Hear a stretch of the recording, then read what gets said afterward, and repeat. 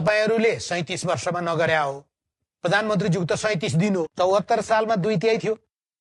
त्यति बेला त संकल्प कहाँ थियो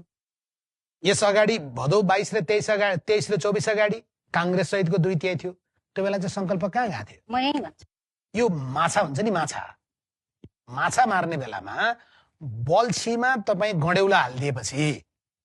त्यो गडेउलाको आशाले माछा आउँछ तर किलकिलेमा अड्किन्छ बल्छी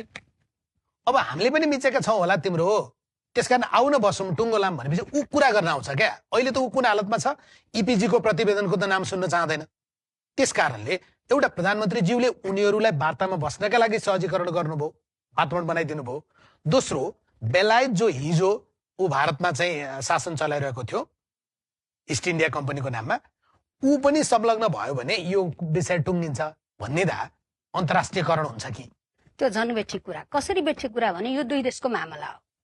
त हाम्रो टुङ्ग्याउनु त बाँकी छ नि त आफ्ना आफ्ना क्लेम छन् भन्यो भने टेबलमा बसेर तथ्य प्रमाण राखेर टुङ्ग्याउन बाँकी छ त कुनै दिनमा टुङ्गिएला हामी टुङ्ग्याउने विश्वासमै छौं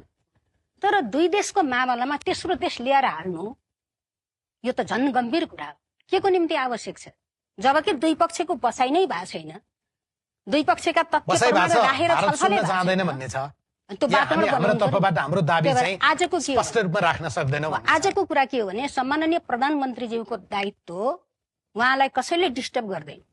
हामी तल बसेर ताली ठोकेर सहयोग गर्न तयार छौं पटक पटक भनेका छौं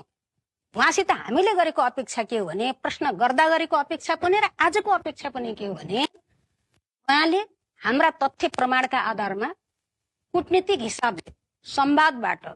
यो टुङ्ग्याउँछु यो नेपालको भूमि हो त्यसलाई कायम गर्छु भन्ने संकल्प हामीले खोजेको संकल्प हो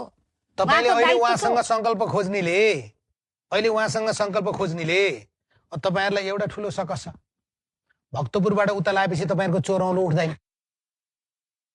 उठ्दैन नि भक्तपुरबाट उता लाएपछि तपाईहरुको चोरौलो उठ्दैन मज्जाले उठ्छ 74 सालमा 2/3 थियो त्यति बेला त संकल्प कहाँ थियो यस अगाडि भदौ 22 र 23 र 24 अगाडि कांग्रेस सहितको 2/3 थियो त्यो बेला चाहिँ संकल्प कहाँ गएको थियो म यही भन्छु तपाईले जहाँ 74 लाई इंकित गरेर गर्नुभयो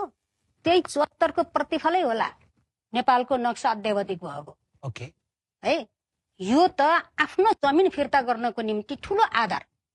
संवैधानिक आधार कानूनी आधार हामीले निर्माण गरेका छौं हैन तपाईले यो समाधान गर्दिएको भए अहिले प्रधानमन्त्रीले संसदमा गएर यो बोल्नु पनि पर्दैन थियो यति विवाद पनि गर्नु पर्दैन हामीले यति समय खेर पनि फाल्नु पर्दैन सुरु त गर्यौं नि हामीले सुरु गरेनौ एउटा कानूनी आधार निर्माण गरेनौ